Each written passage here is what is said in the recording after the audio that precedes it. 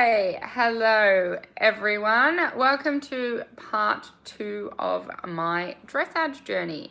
Thank you so much for all the beautiful comments and all the feedback and all the lovely comments that people have been writing in saying that it's resonated with them, that they really enjoyed going back in time and looking at, what their journey was like as a horse mad teenager or child.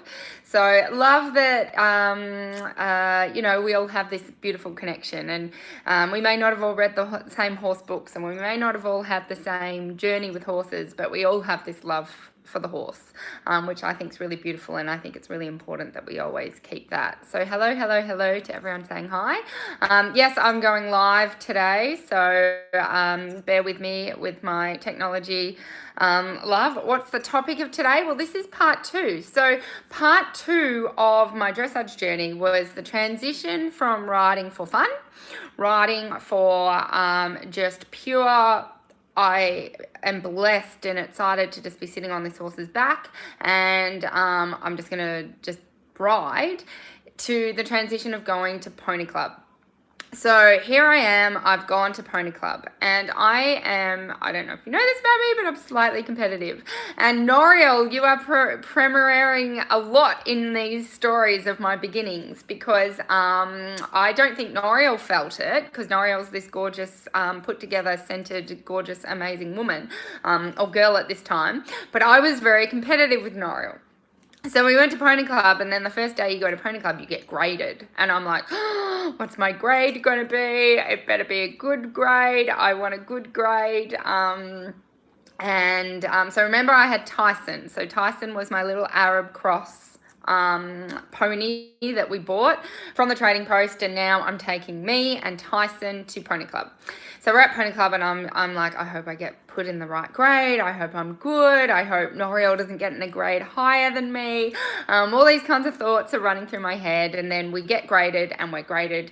There's grade 1, 2, 3, 4, and 5. And grade 1 is like, I thought they were Olympians. Grade 1s were like amazing, and then obviously grade 2's under that, grade 3's under that. So grade 5 is the worst grade you could be. And not the worst, it's just the beginner grade. And oh my God, I get put in grade 4. I'm like, of course, I am that good. And but E grade show jumping, which was the worst grade. Because little Tyson, remember when I went to buy him, I didn't test him out. I basically just walked and trotted and cantered him and went, yep, and then I think he went on the wrong leg. Like, didn't matter. I was like, I'll buy him because he comes when you call him. And there was no jumps anywhere, and there was no poles anywhere, and I liked to jump, but I didn't think to jump this horse. So when eventually I went to pony club and there was jumps everywhere, we found out he wouldn't jump. I won't say couldn't, because he definitely could, but he wouldn't jump. And I didn't know anything about how to motivate and persuade and train a horse to do what you told it to do, which was go forward over a jump. So my first kind of 6 months to 12 months at pony club was quite frustrating and quite tearful, because every time we went to a jumping lesson, Tyson wouldn't go over a jump, and I really wanted to jump and event. And around this time, it was 1992. No, it can't have been. Must have been 1996. The first Olympics that I remember watching was 1992 in Barcelona, and I remember watching the event horses gallop around and going, I'm doing that. I am going to the Olympics for eventing. I didn't quite like dressage. I much preferred jumping. I was an eventer. I'm going to go to the Olympics. So I wanted to do 1992, 1990. That was when I first saw it, and then obviously 1996 was a lot more motivating for me. I was like, this is happening. So you can imagine, I'm a 13, 14-year-old girl feeling very distressed that I can't even get my horse to go over a pole. How am I ever going to go to the Olympics? So we ended up, through contacts of other people at Pony Club, to get him trained. And then I got him back, and he was jumping. Now, as anyone, hands up, who's gone through this, you're not a very good rider. You're not very skilled in executing what you need to be executing. So it was very frustrating to know that my coach could get on my horse and my horse would jump for my coach. And when I got on the horse, sometimes he would jump, sometimes he wouldn't. And it just so happened, because they couldn't work on the jumping all the time, I would work a lot on the dressage because we could do that. So I tucked his little head in. I won't say I rode him on the bit or rode him through. I definitely didn't, but I definitely tucked his little head in. And I would walk, trot and canter around and actually score okay in Pony Club land in like grade 4. And then, oh my gosh, we got promoted to grade 3 dressage, and I thought, this is it, I've arrived, I'm in grade 3, and I was still looking at the grade 1s thinking they were Olympians. I thought the grade 1 eventers were the same riders and this jumping the same heights as the Olympics. I didn't have a reference or an understanding that there was higher. It was just they were the best. I didn't even know there was a thing in Australia. We call it Equestrian Australia. I didn't realise there was a whole other governing body and a whole other world of competing. I thought Pony Club was my world, and it went Pony Club Olympics. Lots to learn, lots to learn. So here I am going, I want to go to the Olympics and I want to event and I want to go to the Olympics and I want to event, and being stuck in this paradigm of, but I'm not very good, and my horse, I didn't know that I wasn't very good. I just knew that my horse sometimes wouldn't jump, and having to practice my dressage a lot. And then obviously he came back from the trainer and his jumping was better. So I started eventing every single weekend. I would go to the events every single weekend. My mum would drive me all around Victoria. Thanks, Mum. And we would get a little bit frustrated because we'd get up at 3 a.m. in the morning and would plat him up and would get to the competition and then would get to the dressage, because in a 3-day, well, it wasn't a 3-day event, it was held on 1 day, but you do your dressage, then sometimes you did your show jumping eventing, and then sometimes you did your cross country, then your show jumping. So anyway, dressage was first, and dressage was never a thing for me. I was never nervous before the dressage test. I never had a problem really remembering the test. I was never worried about that because my horse had problems around jumping, so I saved up all the nerves and all the concerns and all the drama around that. Again, I'm not very enlightened at 14. So here I am and I do my dressage, and I was always like winning or top 5 after the dressage. So Mum and I are like, woo, this is good. Just do double clear.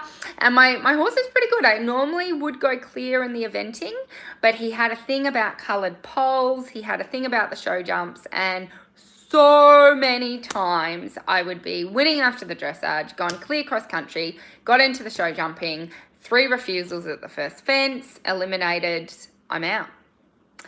And that happened and happened and happened and happened. And I think something was just tweaking and percolating in my brain going, if you just did the dressage and left, you would have won.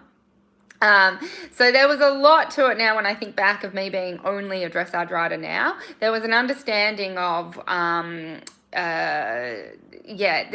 not playing to my strengths here. My strengths are the dressage, and if that was the only part of the competition, I'd be done already and I could leave with my blue ribbon, because I was still very competitive. All I wanted was the blue ribbon. All I wanted was the win. It was all about, what can I do to be successful at this?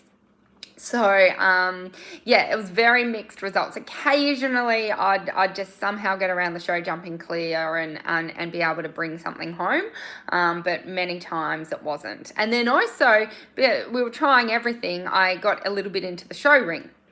And I think my horse was kind of pretty. And I remember, coming home with 11, 12 ribbons and championship ribbons. And so, you'd go into, and I'd do everything. I'd do lead and get a ribbon, and then there's Best Galloway, 14-2 to 15 hands. There was Best Rider that would do the workout, and there was just so much that was going on. I remember going, I should get into showing, because I loved every time, who's done this? Every time I'd come home with ribbons, I would put them up in my bedroom, and my only goal in life was to cover all the real estate of my bedroom, which it wasn't a very big bedroom. Should I say 3 meters by 3 meters? I don't know. It was quite small. But if I wanted to cover the entire real estate of every bit of my walls of my bedroom, with my ribbons. And if I went to a dressage test or eventing, I'd only walk home with one ribbon, maybe two. But if I went to a show and got 10 ribbons, then, you know, I didn't have to wait so long to cover my entire walls. So these are my goals, and this is my thinking when I'm young. It wasn't how do I become the best dressage trainer in the world? How do I articulate my message to the horse in the best way? How can I develop my horse's strength and suppleness? There was nothing of that. There was the only thought criteria I had in my brain at that part of my life was how do I cover my walls with ribbons, and how do I cover my wall with ribbons? Pretty much. And I need to go to like the Olympics and do eventing. They were my only two things. So what happened after that was I was getting taller and older. I'm 5'7.5", so 171 centimeters, something like that. And so I grew about between year 9 and year 10, so around 15, 16, and then when I was 16, it kind of became clear that I needed to get a taller horse, a different horse, a bigger horse. And so we leased out. Oh, no, we didn't lease out Tyson. We kept Tyson. I still kept riding him. No, then I must have leased him out because I was getting too big for him. And I think we got him to grade 2 dressage. I cannot remember anymore. It was either grade 1 or grade 2. So I got to the top of Pony Club with him.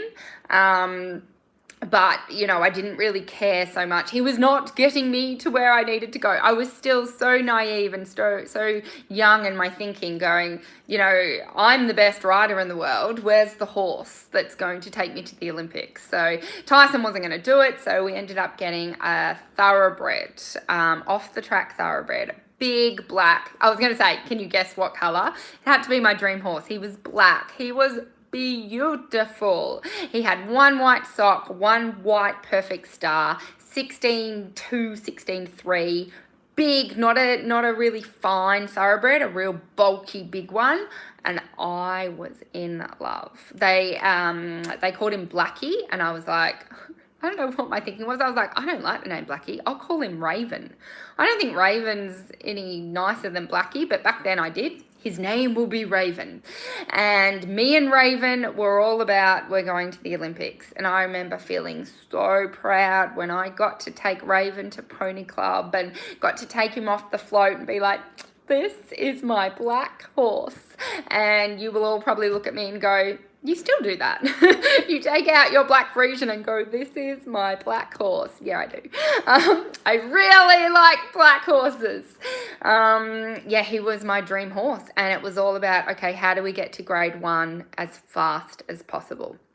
Because remember, I thought grade 1 was the Olympics.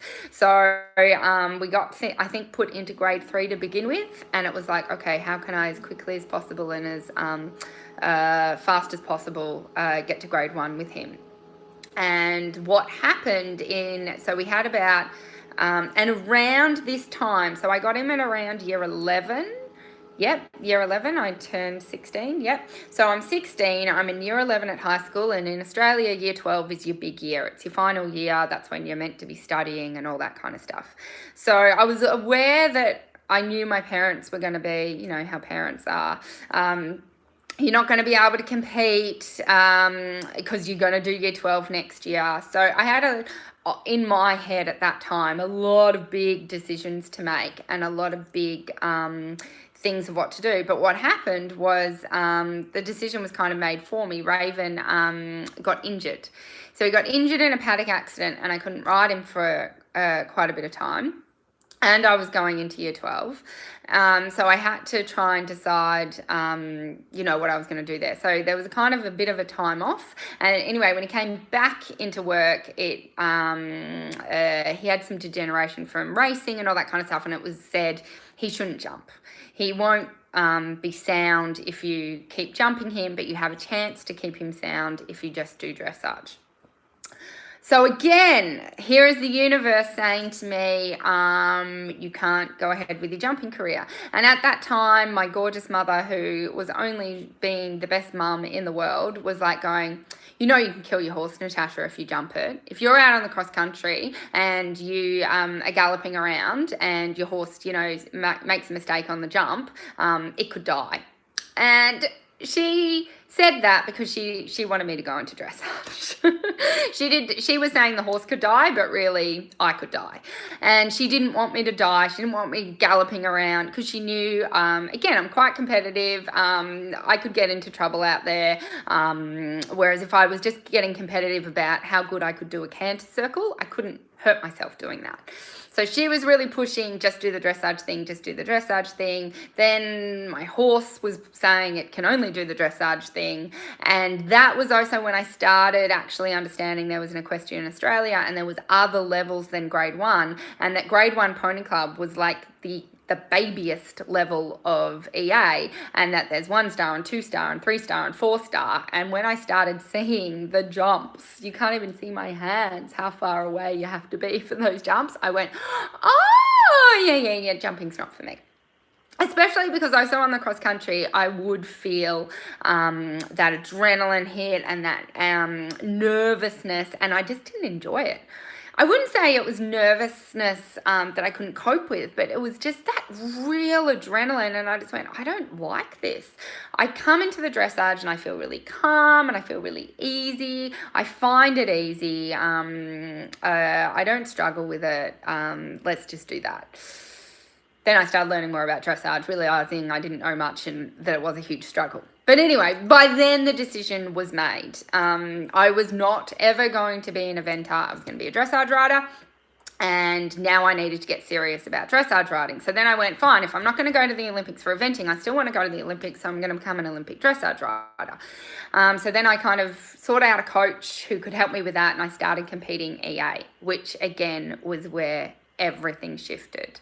And when I started competing EA, I also went, okay, I'm going to become a dressage rider. I need to get a dressage horse.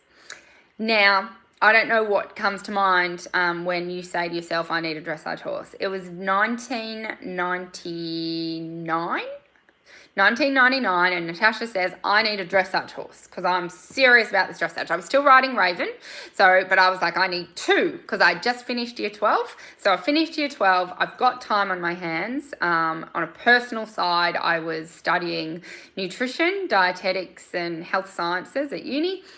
So there was university going on, but there was plenty of time to ride, and I was going to get 2 horses. So I had Raven, the thoroughbred turned dressage horse, and then I was like, I need a real one.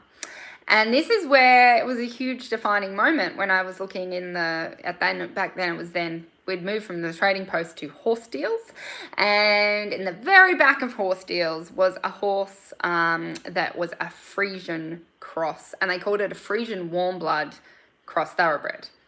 And it was like, it's just a Frisian cross thoroughbred. But it had the word warm blood in it, and I knew warm bloods were good at dressage. And I just went, oh, it comes in black. Literally, and he was dark brown, but I was like, comes in black, let's go check it out. And same as when I bought Tyson, because he came when he was called, I went to look at Tambo, this horse, and they said, oh, okay, so his dad's a Frisian, his mum's a thoroughbred, and we've taught him this cool trick, he's really, really smart. And they touched him with the whip on his fetlock, and he bowed. And I went, I'll buy it. Remember, I'm looking for a dressage horse to go to the Olympics. So I buy a Frisian that can bow.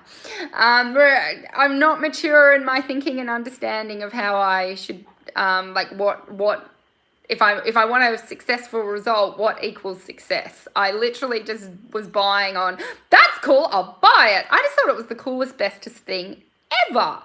And so I rode him, and they said, oh, don't canter him in a circle, he's young, just canter him straight. And I went, yep, no worries, I'll buy it.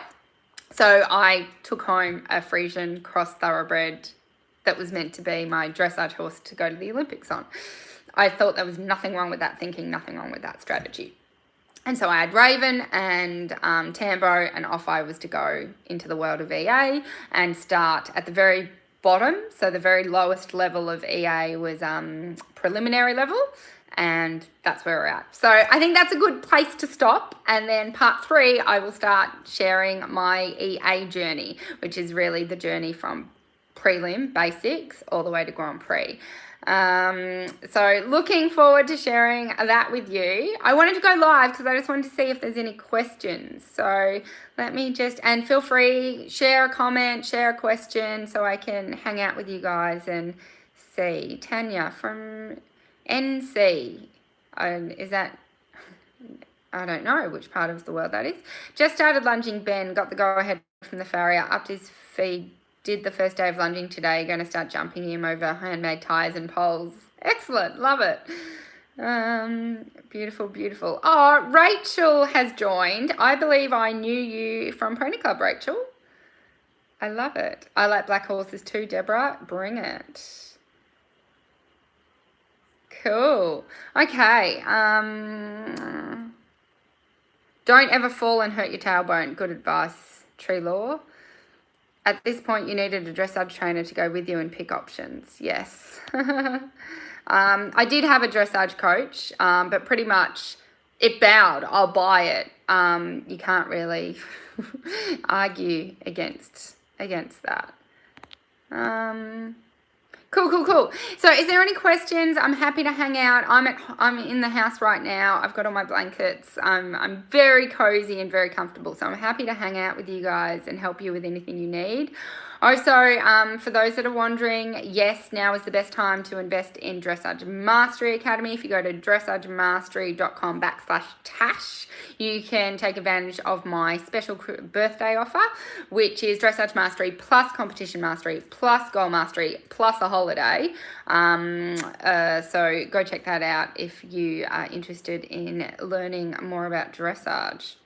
Cool. So can I help anyone? Does anyone want to share anything?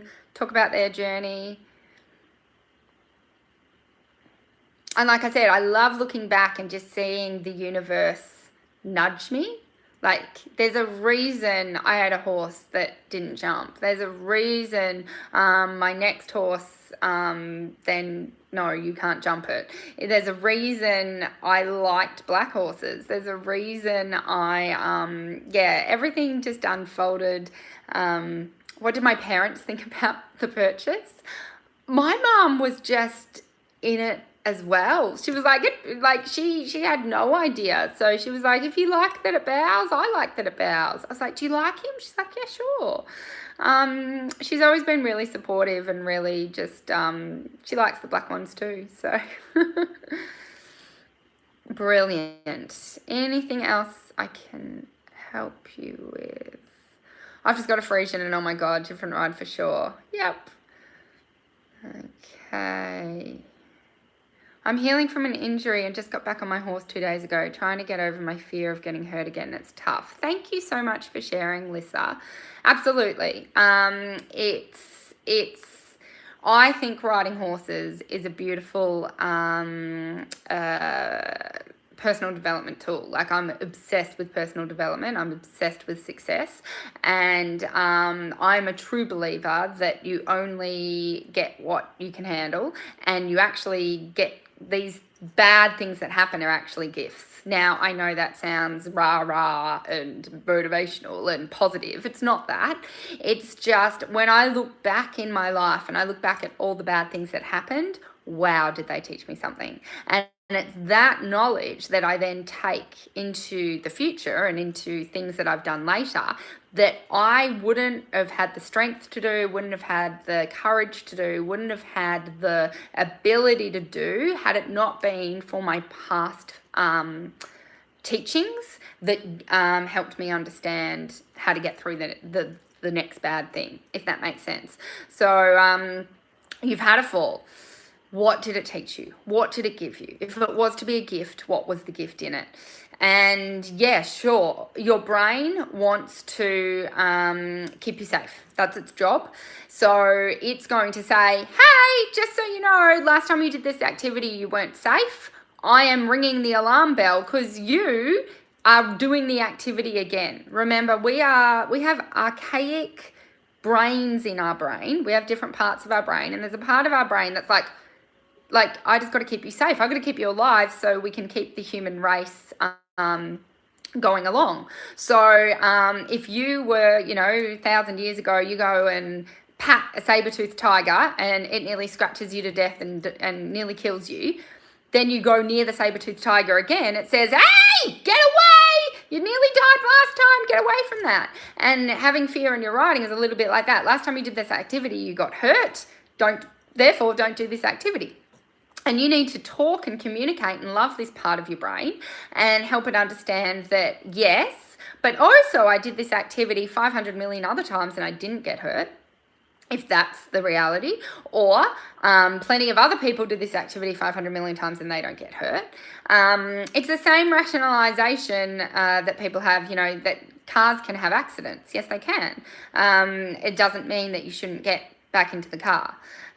So you need to have a conversation with your part of the brain in terms of you being fearful of getting back on, and helping you understand that either that happened because of a reason, and then your job is to mitigate that reason. So let's say the horse bucked.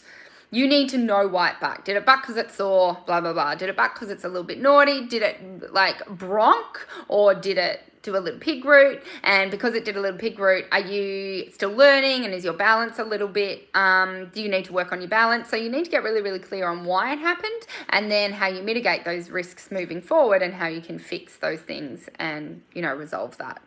So I trust that helps a little bit.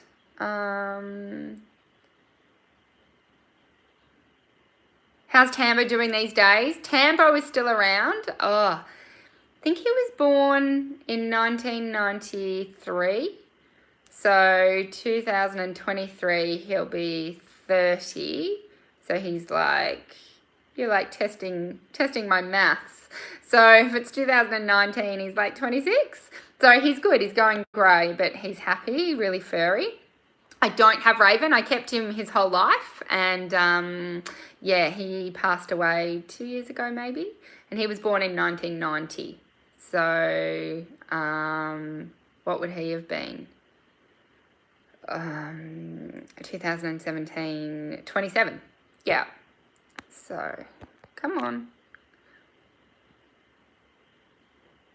How many horses? How did your parents feel about your purchase? Can't believe they didn't have you return him. Why? Because how did your parents feel about my purchase?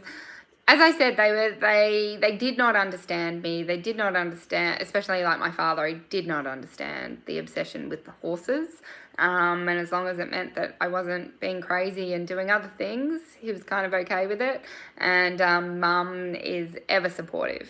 It wouldn't have mattered if I said, Mum, I want to be the first person to ride a giraffe at the Olympics. She'd be like, cool, let's go get a giraffe. She's that kind of person. She's just super supportive. Good, Lisa. Love that learning. Good job. I'm new to riding. I go weekly at Centennial Park, and I feel it's hard for me to understand, see what a good frame, a horse on the bit, etc. How can I prove? Oh, enjoy it. Enjoy that you don't know everything there is to know about dressage. I love that naive time where I was like, do-do-do. I don't know that the horse has to be on the bit, and then I did, and I was like, I'll just tuck it in. It's a forever learning skill. Are you okay?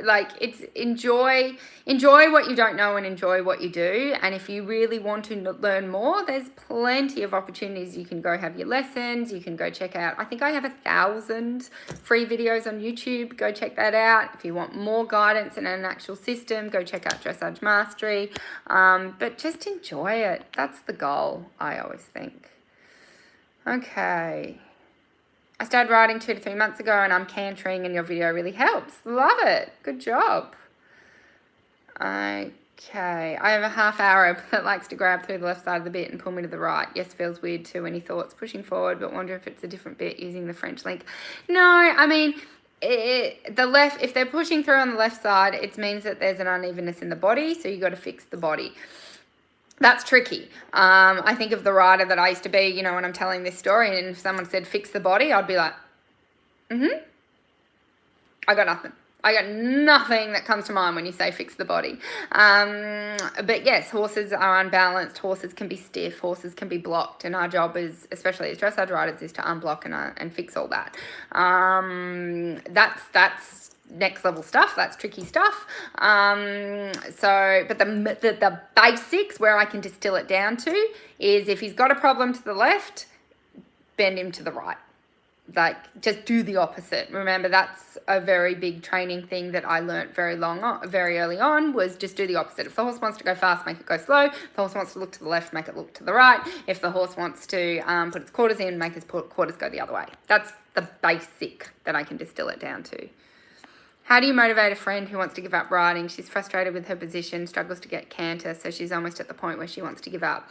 You can't want anything, or you can't want anything for someone else. As you guys know, I'm also a success coach, and there's sometimes people come in and be like, so my problem is my husband, and you need to get my husband to blah. And I go, stop right there. My job, your husband, I can't coach what's not in the room. Your husband is not the problem here. And some people walk out at that point because they're not ready to hear that, and they don't want to hear that. So in terms of motivating a friend, that's not your job. If their job is to understand, so she's feeling frustrated, she's struggling, that's why she's saying, I don't want to do this anymore. So she has a choice. She either gets learning, education, and help around the struggle and the frustration, or she says, I don't want to go through the learning process to get out of the struggle and the frustration, and I do want to stop doing this activity. And that's fine too, as long as the decision comes from a place of understanding. An understanding of, I am choosing to not go through this because I don't feel that the results will be worth it, or I don't feel that I want to, or I don't feel, but if she's saying I don't feel that I can, and I don't feel that I'm worthy, and I don't feel that that I could, that I've got it within me, then again, that's her choice, as long as she says, I don't think that I've got that within me. And you as a friend can be like, do you know how much of a rock star you are? Do you know how cool you are? Do you know, let me point out all the times where you freaking rocked, and all the times you were successful, and all the times you were brilliant. I just want to make sure that you have all this evidence of how awesome you are. So when you say you don't want to go, you don't think you can do this, I disagree respectfully. But again, it's your choice. It's your choice. It's your choice. It's your choice. So you can't change their choice, but you can try and give them more evidence to their map of reality on what is real, what is possible, etc., etc. If that helps. Come on. She bucked me off. I think it was the saddle, so we switched that, and she's been fine. Love that, Lisa. Yep, absolutely. So that's your learning. It happens. That's just cool. And now your brain's going, what if it's not? What if she's just not doing it, and then I get on and she does it? You'll handle it. You'll handle it. So you have two choices. You either go, I accept for that uncertainty, and I accept that chance that maybe it could happen again, or this isn't worth it for me. I don't want to do that. But I think you're here because you love the horse, you love riding, and you want to get back to it. So I think it's worth a chance. What do you think? Okay. Do you think leasing a horse is a good thing before buying your own? Yeah, that's like saying, do you think knives and forks are a good idea? It's all in a situation. So knives and forks are not a good idea if you are in Africa at a cultural event where they believe knives and forks are the devil. Then you using a knife and fork would be a very bad idea. If you're at the Queen's house at a dinner, knives and forks are the best idea. Absolutely use them. So, so when you're saying, is leasing a horse a good idea? It depends on the situation. It depends on the scenario. I understand my parents going, she might lose interest within a couple of months, and then that would be very stressful for my parents who know nothing about horses, know nothing about riding. What would they do with this horse? How would they even sell it or do anything because they just wouldn't have any understanding. So leasing was a good idea for them.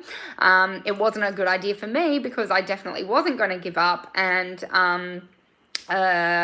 it broke my heart when they took the horse back. So there's pros and cons for both. Not many understand the obsession. You got that right. Your dad is like my dad. He doesn't get why I like the horse, and that's fine. They don't have to get it. The one thing I noticed, or came to terms with or realized was it's okay. It's okay that no one understands this obsession like I do. It's okay that no one feels what I do. It's okay that no one sees it the way I do. That's cool, because at the end of the day, I'm the one that has to live my life. And as long as I get it, and as long as I do what's right, then that's all good. What age do you believe it is best for a young horse to start competing in dressage? Opinions on young horse events. Sorry, off topic. Yeah, I think that's a whole other thing. And again, I believe in context. What age do you believe is best for a young horse to start competing in dressage? Depends on the horse. Really depends on the horse. You're gonna have and are you saying warm bloods, or are you saying any horse? There's a certain breeds of horses that are way more mature and way more ready a lot earlier than other breeds. Is your horse a 15-hand horse or an 18-hand horse? Is your horse what kind of temperament does he have? It's a million things. Left us hanging. What happened when you canted Tambo in a circle? I will share Tambo's journey tomorrow. Yeah. How is Lordy going? He's going brilliantly, thanks. Your fearless riding page has helped so much. I have so much confidence now. Go you, Bernadette. I've got a little bit of confidence now. I've got so much confidence now. I love it.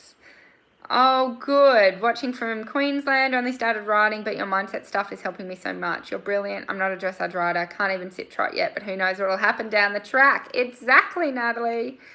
Hey, from Scotland. Hey, Ruth. I was in Scotland. Are you warm? Are you okay? I was cold there. So I hope it has warmed up. Hello, Alison from USA. Hello from Canada, Brenda. Okay, Alison, I haven't cantered in a year and a half. How can I get over the fear of cantering again? That's for you to choose, Alison. So it's not just... So what you can't do is just hope that one day you will miraculously wake up and go, you know what? I want to canter today. That doesn't happen. So you need to make some choices. You either need to say, and you already have made a choice. You've sat here and you've gone, I'm going to write a post to say to Tash what's going on, which means you want to fix it, which I think's awesome. So huge hugs, huge congratulations, and huge love going out to you right now, Alison, because I think that's awesome. It takes a big step to even articulate that there's a challenge here. So the fact that you haven't cantered in a year and a half, but you want to, is huge. So therefore, if you want to, how are you going to go about doing it? It's not just you're just going to go get on and do it. So go watch my Fearless videos. Have you done my free Fear web class? You can check out Fearless Mastery. And all of those things will help you make the choice to go again. Now, if you go, yep, I definitely want to go again, and you then need some tools, like I said, Fearless Mastery has all the NLP in it, all the tools I use to get over, I broke a bone in my back coming off a horse. I get it. But it first comes from that choice of going, I'm going to get over this. I freaking love riding, and I love cantering, and I want to enjoy it again, and I want to do it again. And if you've made that decision and that choice, then you just got to get the information you need to get that to happen. Hi from Bath. Hi, Stella. Yes, do a few beats of canter back to trot, transitions. Yes, I've done a video on that. Absolutely. Cool. All right. I think I'm good. What are your thoughts on horse and rider personality clashes? Do they matter? Are some combinations not worth the challenge and time taken to establish? Did you ever struggle with this? Yeah, absolutely. There haven't been many horses where I've gotten on well with, like extremely well with. I think Arbor was a really good match. Tambo wasn't a good match to me, or was Raven, or was Tyson. Yeah, so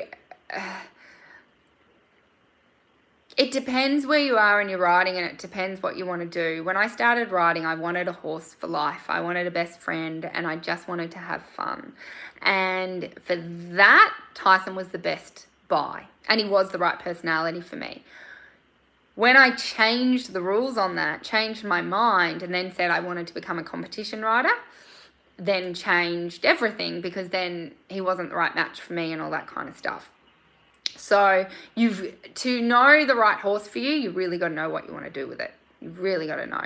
And then, and in terms of where I'm at, so it's all about 2024 for me. It's all about Versailles Glittery Palace. It's just got to happen. The Olympics are in Versailles, for those of you who don't know. So my personality, if I find the horse that's good enough and great enough and amazing enough to go to 2024, I feel it's my responsibility to have the behavioural flexibility as a rider to be able to change my personality, be a chameleon, if you will, to mould and work with and embrace where the horse is at. And if I can do that successfully, then I'll get to 2024. And that would be the question that I would have to answer. Does that help? Getting very big picture here. How old should a horse be for a first-time horse owner? Again, you can't answer. I've bred a lot of horses and broken in a lot of horses, and they're so different. We've broken in 3-year-olds that is like, oh my God, he's just an old soul, and he's like a 20-year-old. I ride a 14-year-old horse at the moment. That is crazy. Like, it's 14 and it's still doing crazy, stupid things. So there's no answer. It's not, if you buy a 3-year-old, it's dumb and crazy. And if you buy a 15-year-old, it's safe and reliable. It's not that. The horse is you can get 3-year-olds that are just so mature and so beautiful. So, absolutely. Cool. All right. I'm going to have to get going in 2 minutes. How old were you? I'm not sure which question that's about. Cool. All right, I think I've answered everything. You guys have a super evening or day, depending on which part of the world you're in. I can't wait to share part 3 of my journey with you, which is all about starting to compete EA. My very first dressage test, I think the score was 52%. And all the setbacks and all the challenges and all the heartaches I had. To give you a teaser, there's an elimination in a dressage test and a phone call to my coach from the Equestrian Australia governing body. So when you talk about embarrassment, when you talk about severe humiliation, like having a disaster of a dressage competition, I got a story for you. So I'll leave it for the next time, and I'll see you guys soon. Thanks for hanging out. Bye. All right. Now I got to figure out how to end all these things. Hello. What if I click that? Yes, please.